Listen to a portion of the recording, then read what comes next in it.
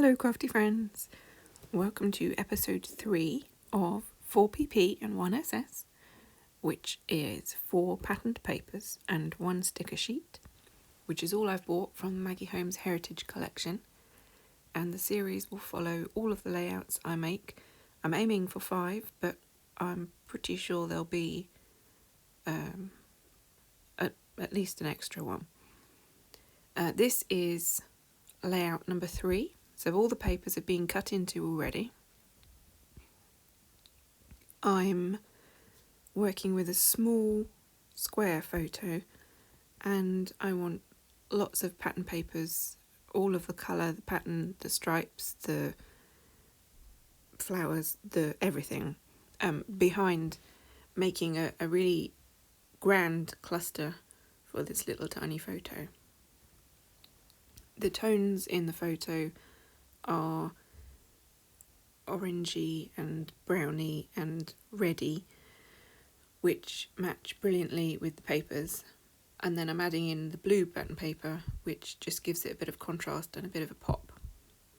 Now I'm being really conservative with my papers, and anything that's going to be behind the photo can be cut and stretched so it looks like I'm using more than I actually am.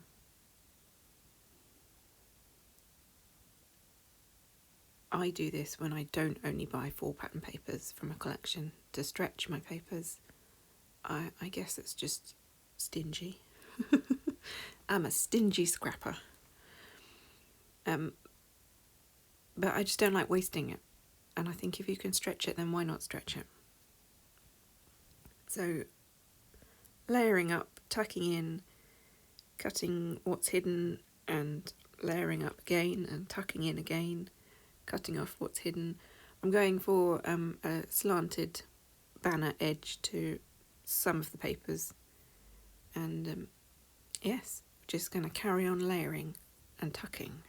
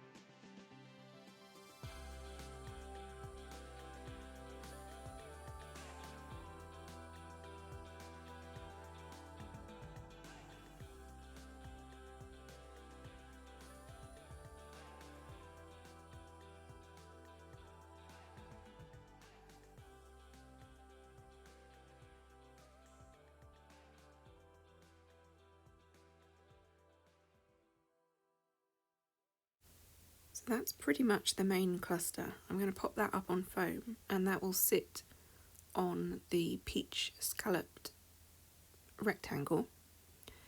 But I want to add mixed media. And a slight twist on what I would usually do, I'm going to add the peach rectangle onto the background and then mixed media over the top of that. First of all, I'm going to look and see what I can add from the sticker sheet.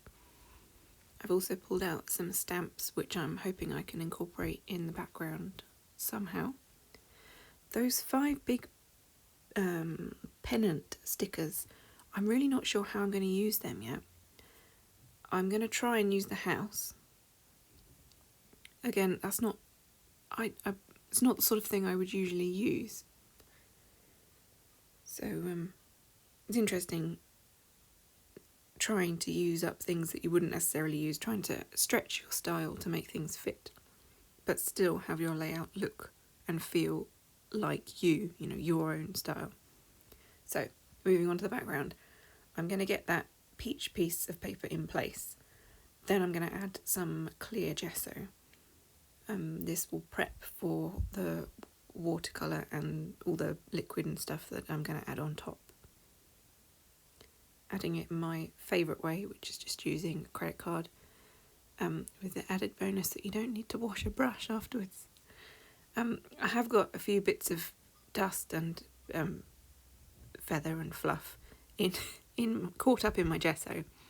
It doesn't show in the final thing, and if it does, well, that's just real life, isn't it? Especially when you live with a budgie, like I do, and have to wear woolly things on my hands to keep warm. There's going to be fluff and feather everywhere. Right, so I've grabbed a stamp from a Sticker Kitten collection, and I'm using some fossilised amber distress oxide just to add some pattern and texture. It's not perfect stamping. If I want perfect stamping, I have to use a Misty, because I'm just not a very talented stamper. Now, obviously, distress oxide is really reactive. I didn't think that through. So I've gone to add my dark blue, and I've made green. I don't want green. So I'm dabbing up and then selectively adding the blue. I want blue in the background, but I don't want green. So I'm going to have to add it only where the distress oxide isn't. I'm mixing up some copper and bronze and adding some of that on. Now that can mix with the yellow and that gives a lovely tone. That's not a problem. I'm going to let that dry before carrying on with more colours, more of the blue. Layering these things up in thin layers adds dimension, I find.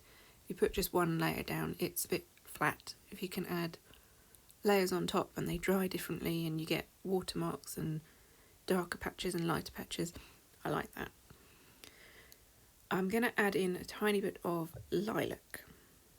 There is a purpley lilac-y colour in one of the papers, and I'm going to try and match that as best I can. The lilac that I have there is too bright, so I want to try and dull it down a bit.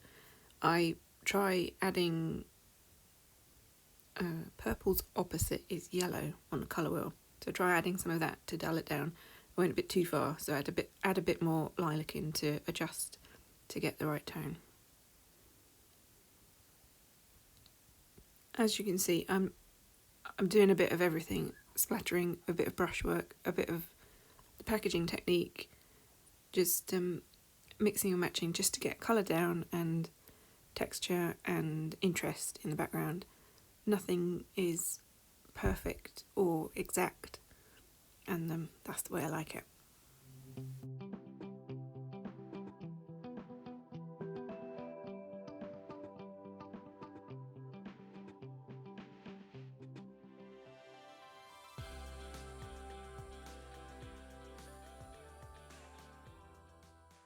So I get to this point and I think, well, you've got a bit carried away, haven't you? Because you're not going to notice the photo now because there's so much going on in the background. Well, vellum to the rescue. Vellum covers but doesn't cover, if you see what I mean.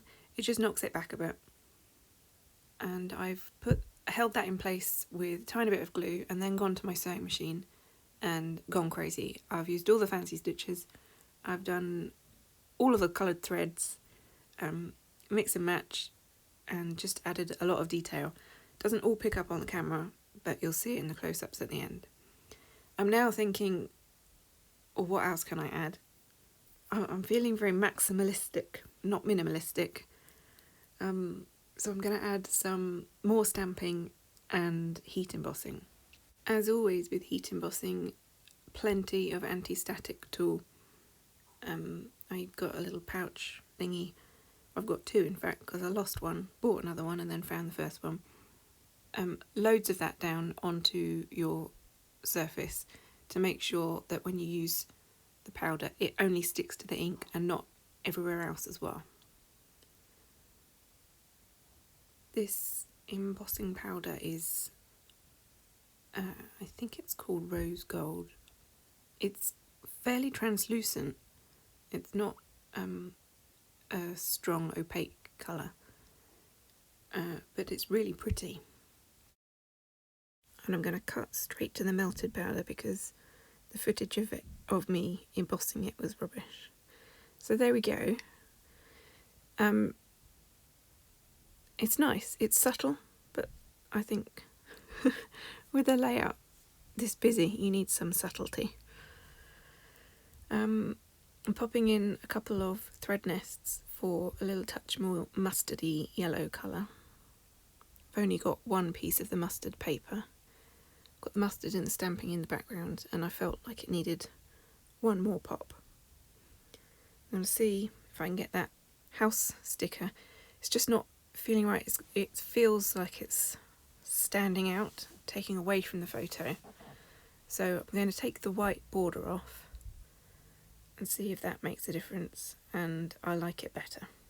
I feel like it's almost done, but it needs something. Looking through my sticker sheet, I decide to add just one gold glitter initial to the actual photo, and then I call it done. I'll do my journaling on the back.